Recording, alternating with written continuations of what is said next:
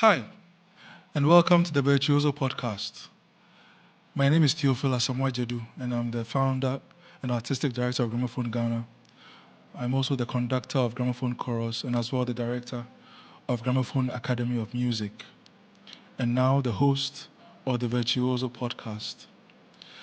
This is a platform where we're going to be having conversations with virtuosi, people who have gained mastery in some aspect of music. We're also going to delve into issues about life and talk about their life's journey.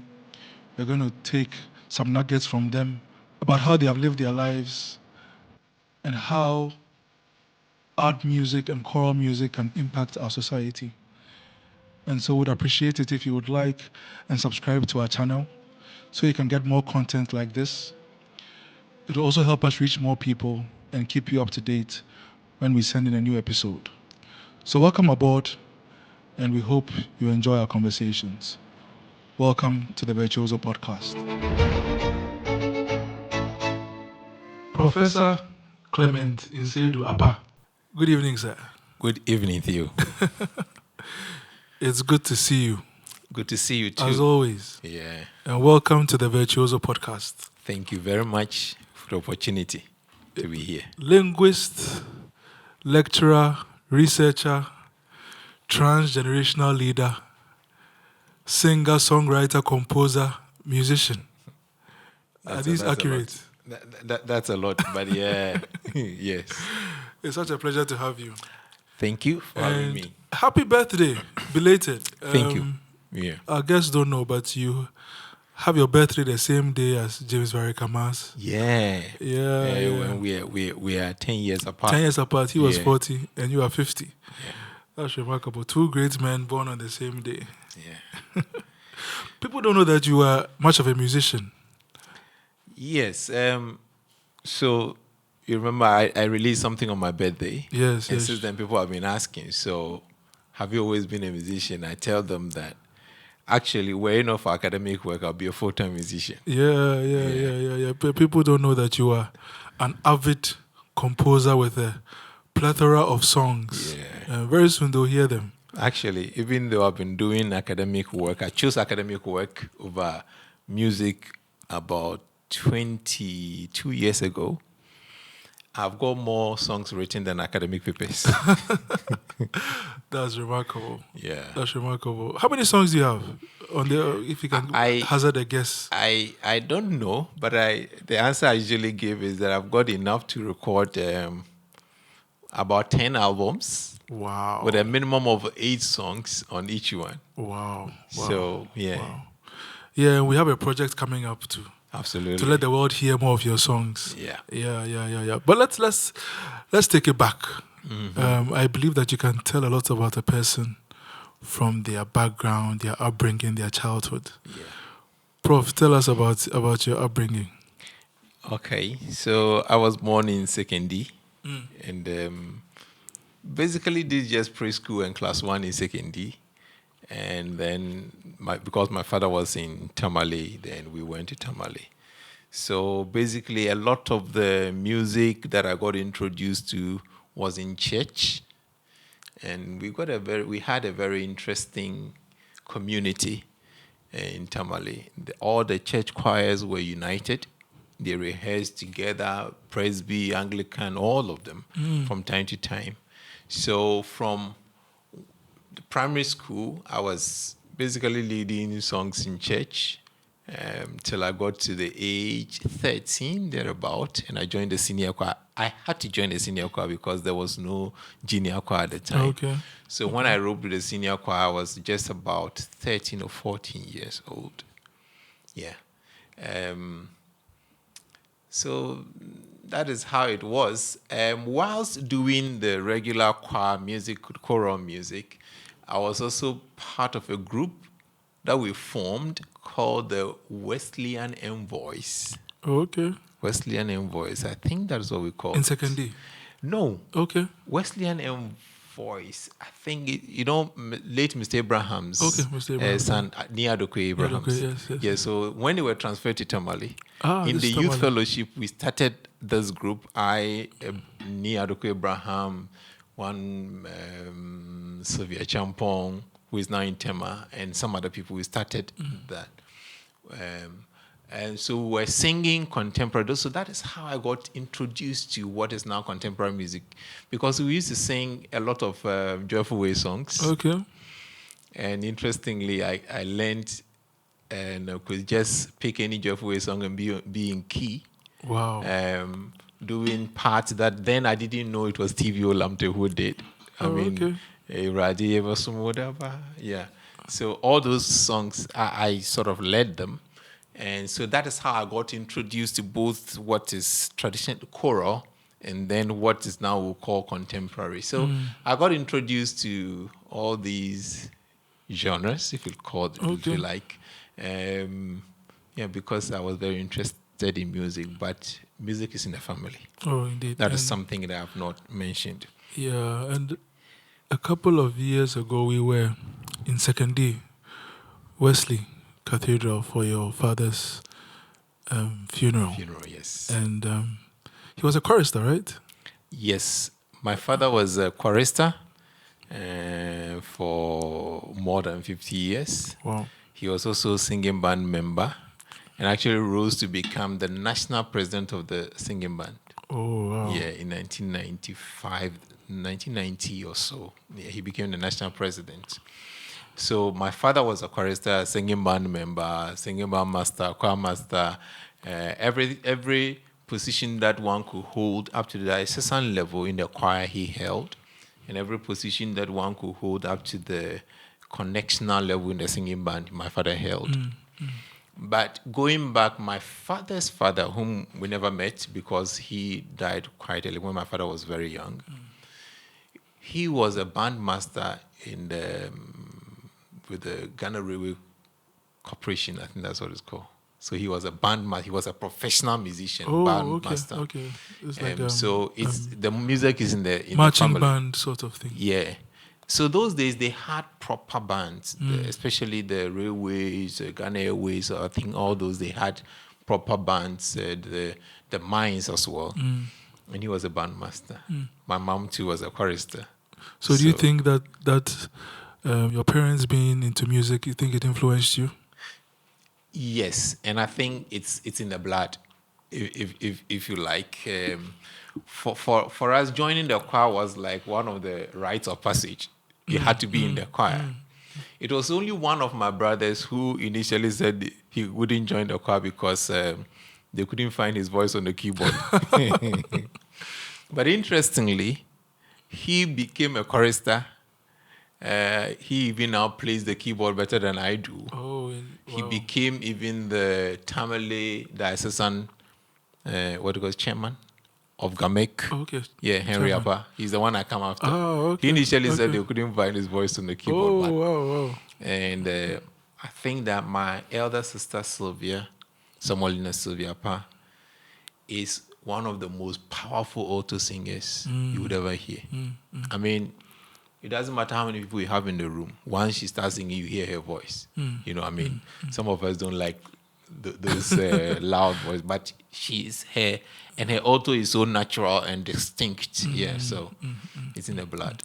You know, speaking to James, speaking to you, and from my own experience, right, I get the sense that their parents or family have a role to play in bringing up musicians. You know, we run an academy here, and we notice that the students whose parents are involved in ensuring their practice and ensuring that their interest is piqued do better than those whose parents are more laid back about it. What do you think?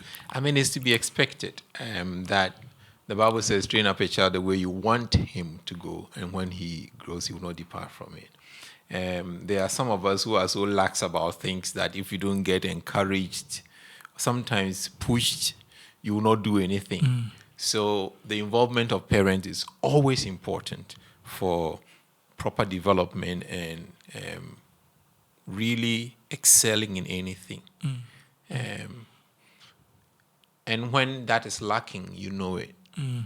The person may be very talented, but may not achieve the highest that he or she could because there was no support for it. So parental involvement is very, very important. Yeah, that's great.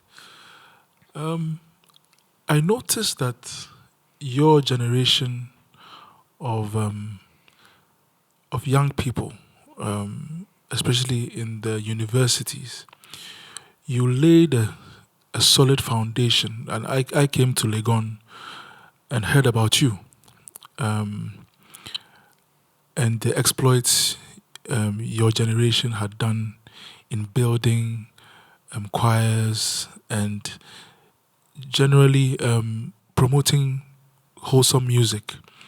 Can you tell us about that, your youth and where music lies, the university days and so on? So I came to Lagos in '95.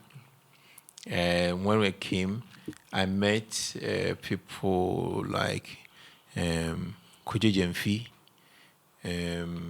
I'll tell you who Kojo Jemfi is later on.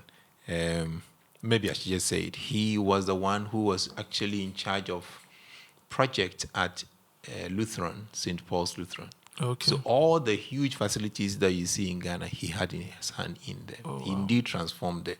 So that gives you an idea of who he was. So when we entered, I think that we were really very enthusiastic about what we were doing. We were very young, and we didn't have too many things to think about. I know someone who said that when they got to, they were friends, two of them. When they got to Lagos, even before they knew where they were going to sleep, they were asking for the singing groups on campus. One of them already knew about Choosing versus Choir. So she had already started asking about where Choosing versus CVC meets, right? And she keeps saying this one, this Felicia. Yes, Felicia Jemfi. So when we came, we really were, I think we were on fire too. We were on fire. We wanted an outlet for this, and we sort of found the outlets in the choirs that we met for two reasons. Some of the choirs we met were not really that good. But coming from where we're coming from, I had been exposed to pure classical music. I had even learned to conduct Handel's Messiah because I knew it from beginning to the end. I mean, when my father wasn't there, I'll stand on the center table and be conducting the whole thing, you know. Yeah. And I also been introduced to joyful way kind of music. So you would say I was quite versatile. And I think God is giving me the grace of leadership as well. So when things aren't moving well, there's something moves me, you know, and I want to get involved. So when we came, MPU choir then was okay, but it wasn't a great choir. So when we entered, we met people like Kojo Jemfi, who was also really enterprising. He brought the idea of Hallelujah. Oh, okay. Now, he was playing for MPU. He was also playing for Choosing versus Choir. That was something that was unique at the time. So there was nothing like we do contemporary, you do choral. No. Kojo Jemfi plays Handel's Messiah beginning to end without looking into a book. I mean, he was New Love's contemporary from a little older, I think, than New Love, but from Kumasi. So they knew each other, right? And he was also playing for Choosing versus Choir. He was that good. And then I think Jeffrey Ano of Joyful Way was also there playing for MPU choir and playing for Choosing versus Choir, playing for the mass choir. So this I say dichotomy of between what is purely choral and what is purely, I should say, contemporary wasn't there. People enjoyed music for what it was, even though we knew if we went to mass choir, you sang songs by Oslo Gospel Choir or the guys in New York, what they call the Brooklyn Tabernacle Choir. You know, these were the songs you were singing. Alvin Slaughter, Ron Kenoli. And so when Kojo Jemfi took over MPU choir, he understood music generally, broadly construed. So even for the first Manifesto, we were doing Ronkin songs, and we're doing Handel's Messiah, songs from Handel's Messiah, right? And that was the nature. So the MPU choir was actually called the Dynamic MPU Choir, because we did everything, and we excelled in all of it. And because we were sort of moving around and we knew everything, it was easy for us to build some kind of solid structure so that people were, if you like, musicians and not just choral musicians or that. Yeah. So Yeah, I think James also alluded to this, that when he started composing, he got to the peak of his composition while he was in university, and he didn't understand why there was music that was determined to be purely contemporary and music that was determined to be purely choral. And so he tried to find the blend, and it sold with the youth at the time. And indeed, I think his compositions have. I've also noticed a similar trait in your work, and I think from what you've told us about your background, I think it tells. It's interesting because I was the last director. In fact, I was assistant director because in my time, the directorship went to the Presby. Yeah. So I was the last director or assistant director of MPU choir before MPU became no more. And this is going to be a thorny issue, but I want you to speak about that. Have the denominations been better off with the dissolution of MPU choir? Of MPU. Of MPU, yes. I mean, that's the impression people sort of have or want to create. But from where I sit, it's not true.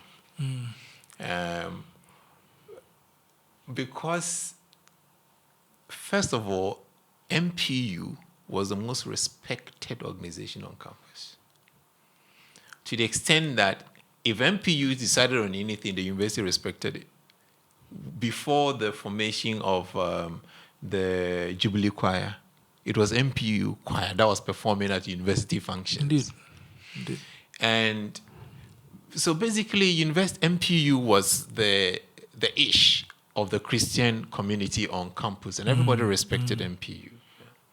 But I hear the various traditions or the unions or the partners thought that their members were not being trained in their straight way, the way they wanted it, not in the purely Methodist way, purely Presby way, the way they wanted it, so they needed to split. It turns out this had been a long-standing agenda of some people. But I don't think that it was a good idea because we lost our position. At the time, as I said, we were the most respected on campus. One reason people thought they should break because they thought that their members were many on campus, but when they met, they were not seeing all of them. And they would point to the fact that even now, when Gamsu meet, they are about 800, the Noobsg is about that number. But from where I sit, because even now, they set up together, worship one after the other. So Noobsg will go from 7:30 to 9:30, and then Gamsu will worship after that. And this is what they do. So use Gamsu the same set equipment. up. Yeah, Gamsu set up this week. The following week, Noobsg will set up, and they keep their stuff in my garage. Right. And so maybe there were issues that needed to be dealt with. So those were the issues they should have dealt with, and not the breaking up of the union. Yeah, because now we've lost so much because of that. So Yeah. yeah. Yeah, and I think the little I'll add is that it was sad for me because our impact as a union was beyond Yeah. the denominations, because there were people who used to come to campus from other churches Yes. who enjoyed our service Yeah. and would attend. Yeah. And Let me say that Yeah. there were Anglicans who would come to Lutherans came to MPU. Anglicans came there. So people of all kinds of denominations came there for various reasons. One of them, because the time we met was convenient for them. Where we met, the central cafeteria, was also convenient for them. And the kind of thing we did was so welcoming because naturally it was two unions coming together, so we needed to accommodate all kinds of things, and that is what created the kind of ambience people wanted, So we've lost quite a bit. Yeah, we have. Yeah. We have. Let's move on. Because it's an emotional issue for both of us. So That's right. let's move on. So I think your virtuosity lies in your appreciation of the use of language in writing music and in writing in general. By all means, you are a linguist by profession. Is that the right expression? Yeah, that's it.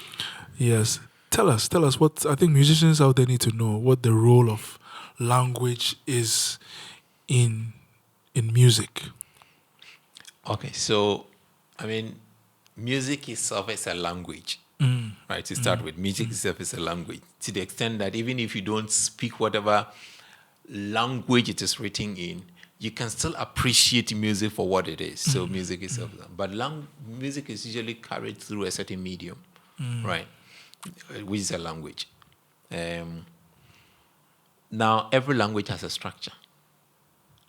So if you're writing music in a certain language and you don't understand the structure of the language, then it feels like putting your right shoe on the left foot. Right? You'll still be wearing the shoe, all right, but it will not be comfortable. And I find quite a bit of that. People write songs in English and this is she dressed in English, right?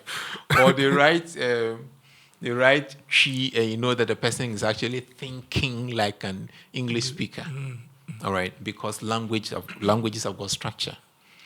The syllable structure, even a combination of sounds, an appreciation of the structure of a particular language makes it easy for you to write in that language. And I think that the one who epitomizes the usefulness of understanding the structure of language most is Professor Nketia, late Professor Nketia. He introduced the idea of writing language that mimics the structure of the spoken language. Right?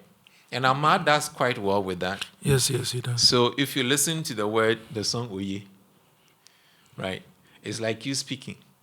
Oye, Oye, Mekra, sorry, Tunyum, Se, Oye. And that is how the structure. So someone who doesn't know this, and even who may know it, who might know it, but may decide that they are thinking like English speakers, will not do this. So you hear people sing song, oh yeah, oh yeah. I mean, you are sounding cool, but that's not it. But if you said, oh yeah, Mekra, sorry, Tonyum, say oh yeah, the one listening to you doesn't struggle to hear what you're saying. Right? They don't struggle to appreciate what you're saying, the message to start with, and even are hearing you beyond the sounds. Right? Okay. So I think it's called ethnomusicology. Ethnomusicology, ethno has something to do with the ethnicity, the source of the language, the structure of the language. And Prof. Nketia was a trained linguist. Who didn't know that? Oh, indeed. He's a trained linguist. Okay. So his first, I hear he was a catechist, but he was a trained linguist. So if you count the trained linguist, he was one of the first, right? And so when he wrote Adansi, I say Adansi Krong Krong, Adansi Turodo, It's like him speaking to you. And so when you sing that song, everybody appreciates it. So knowledge of the language helps you. But aside understanding the structure of the language, in linguistics, we study what say that makes it possible for people to speak. Starting with how you breathe. For there to be the production of sound, there must be what we call airstream. There must be some air moving from your lungs, which is initiated by something called the intercostal muscle, and then the diaphragm. They push, right? One pushes up, the rib cage falls and pushes the air out. The air that is coming gets into your what is called the Adam's apple, the larynx, where the vocal folds are there. If there's something that goes on called phonation, that's what gives you what is called pitch. All right. Then it gets into your oral cavity. There, the organs of speech, otherwise called articulators, interact to produce the sound. That's what we call articulation. So we say articulate well. That's what it means. Use the articulators in your mouth. Now, if you know how sounds are produced, it makes your singing easy. So sometimes you see somebody singing a song with an O in it, and the person goes, oh. By looking at you, I know that even if people heard O, you can sound better than that just by getting your lip posture right. O. If somebody can sing against O and may sound cool, but I know that once the person gets the lip posture right, it sounds better. So appreciation of even how sound is produced helps with your singing. So as for the linguistics, remember I taught a session at the New Year Voice College called the Ling 101, Ling 101 for singers, right? It's something that I look forward to sharing with people all the time because it makes a difference. Yeah, and I think we need to continue to create a platform for you to come and share this with more people. And I think, like you said, when people know this, it really improves their singing. Yeah. I call you transgenerational leader because you've been a leader in your youth, and you're a leader now, and you are building up the next generation. What do you think the places of leadership in building rounded people and generally musicians? Yeah. It was Prof. Ade who says that leadership is cause, everything else is effect, right? It's so leadership is very, very important. Everything in the world looks out for leadership. Indeed, when you watch footballers play,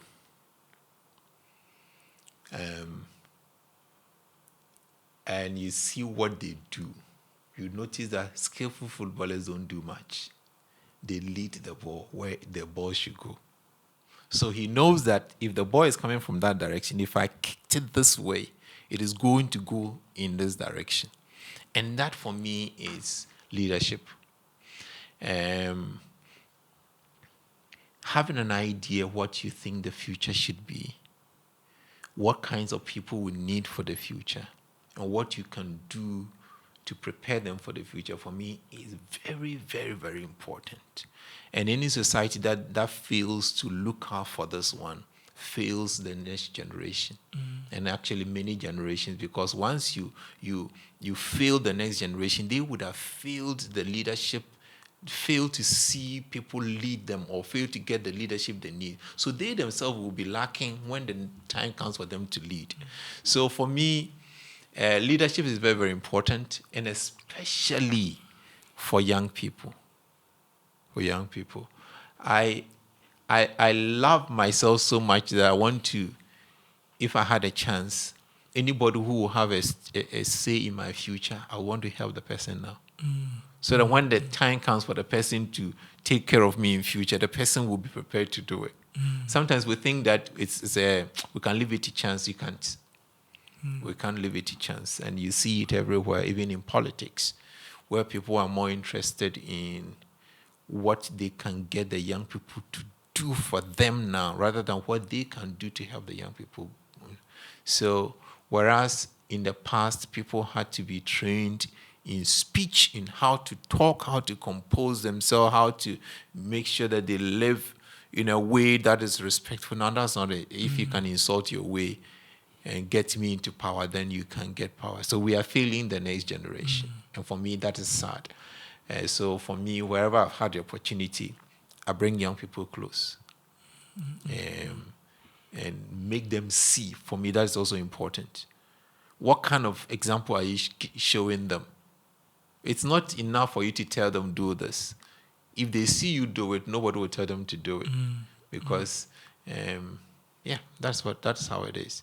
The Bible says, let your light shine, so they may see, not hear. They may see and give glory to your Father who is in heaven. You came to pick me up for a recording because you heard I was a decent tenor singer. Yeah. And then shortly after that, I was entering university and I heard sadly that you were leaving to go and study for a PhD. Yeah. Fast forward 4 years and I finished the university, and shortly after that I decided to start Gramophone Ghana. And we roped in now Professor Godfrey Owusu. Shortly after that, he also Amando, the popular Amando. Yeah. And shortly after that, he also had to leave to study for his PhD. And then he recommended you to come on board as our CEO. Yeah. And it's been remarkable having you on board. It's giving us direction.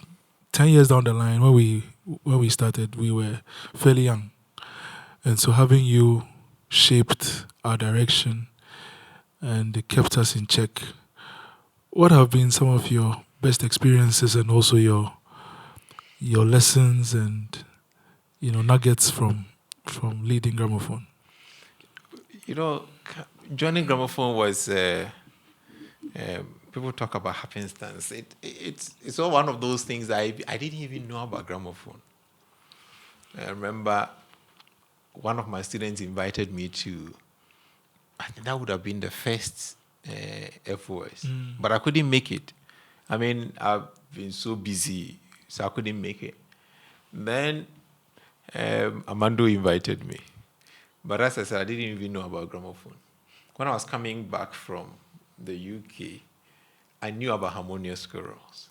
And I was also entertaining the idea of reviving my singing because I'd not been singing for quite a while. So my idea was to see if I could get to sing in Gramophone because I wanted to sing again.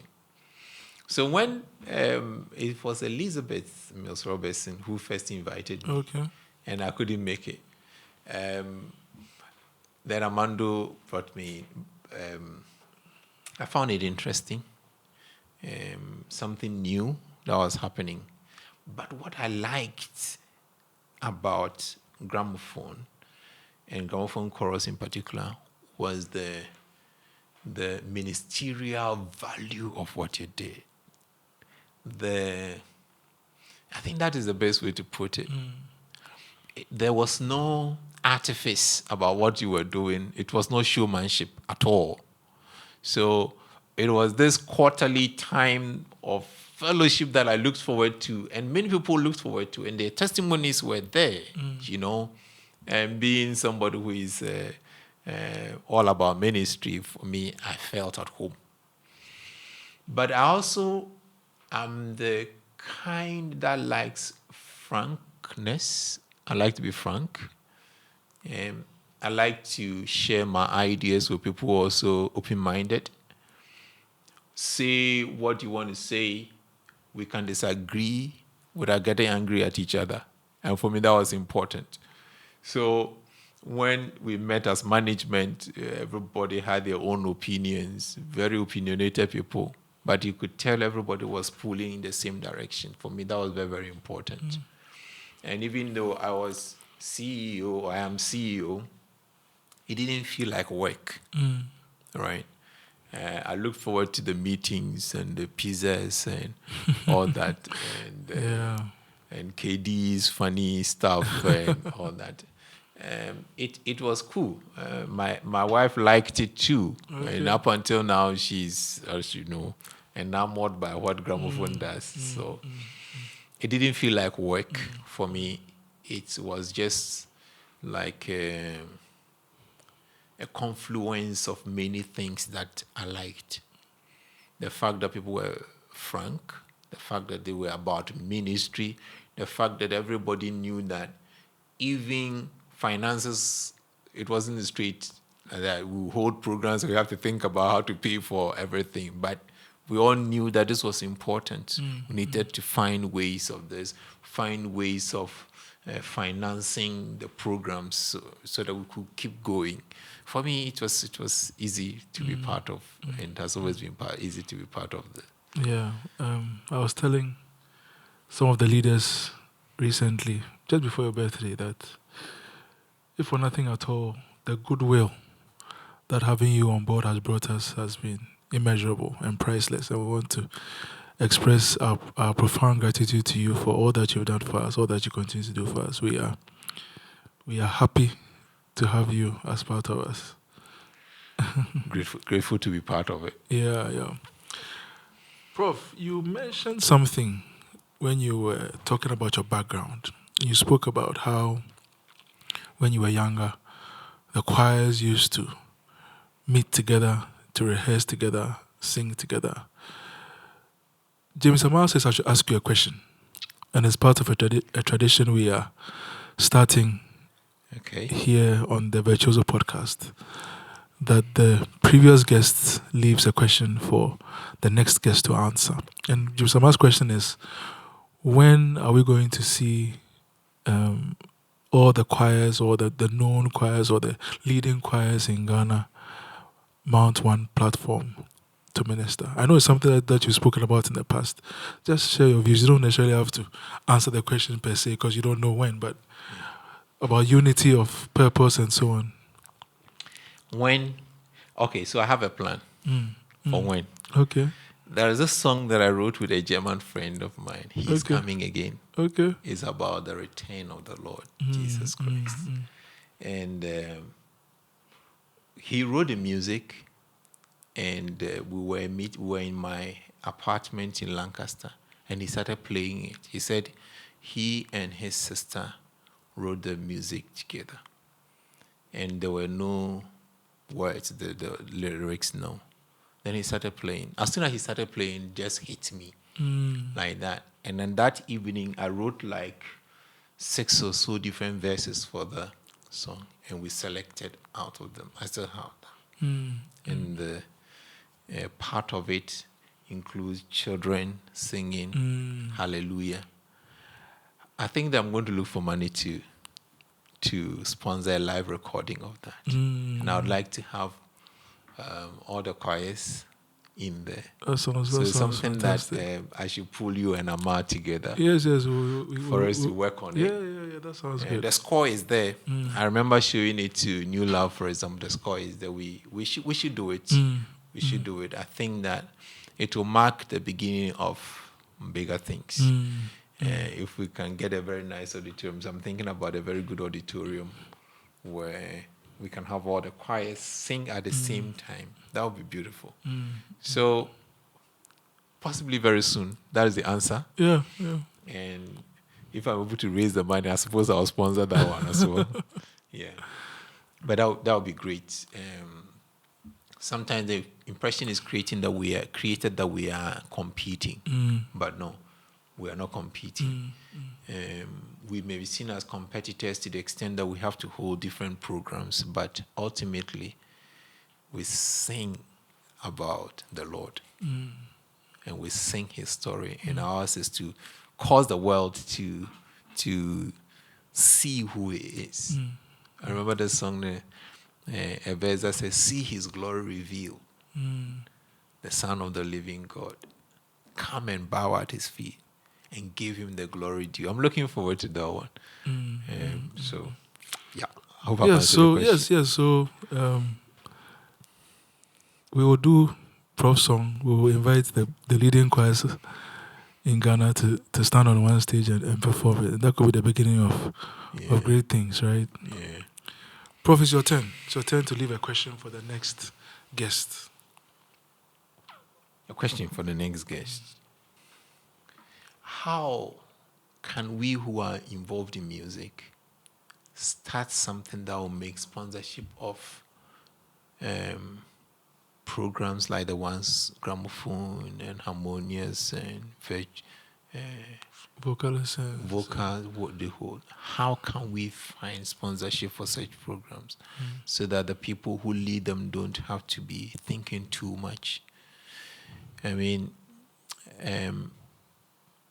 sometimes you hear even Christians say we don't sponsor Christian programs. I don't understand.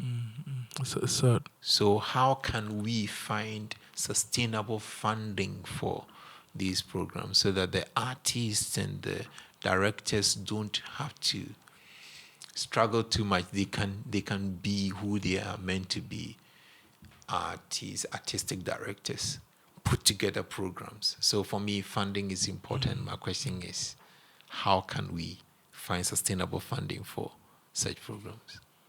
Professor, that's a good question. I'm sure a lot of my fellow directors will be interested in finding answers. Professor Clement Appah. I think you should tell us about that name. Insedu. Okay. So I spell mine Insaidoo. That is like a very common spelling. I've seen some people with NS, so instead of IN, they have NS. The truth is that I've had all kinds of spellings myself because it was not part of the names on my document, birth certificate, and it wasn't part of the names there. So I didn't know how it was spelled. But that is how I was called out to Nanansedu. Okay. But I decided to add it to my names. Okay. So I didn't know how to spell it, and I never asked my father how it was spelled. So I just spelled it the way I wanted to spell. So at some point I spelled Nsedu. So if you go back to, say, junior secondary, that's what you are likely to find. Until I chanced on that spelling, IN. But when my father died, I got to know actually all those spellings were wrong. It's actually Nsadu. Nsedu. 10 fingers. Yes, or 10 hands. or 10 hands. Because I got to know that actually there are a lot of names. My father is from Inua, around Kujokrum. Yeah. So there were a lot of names with a do in it. They have Afadu, something do. And I got to know, okay, actually, my name is Insedu. Because I noticed my father has spelled it that way in some autobiography that he had written. So mine, what you see there, I'm not related to any of those people called Insedu. Okay. Yeah, it's just that I found it and it made its way to my document and now it's part of my name. Professor Clement Appah, thank you for doing this. Thank you. It's been a pleasure. Thank you. All right. Thank you for watching this episode of the Virtuoso podcast. We hope you enjoyed our conversation. If you did, kindly leave us a thumbs up, like and subscribe to our channel. It will help us reach more people and bring you more content like this. Thank you and see you next time.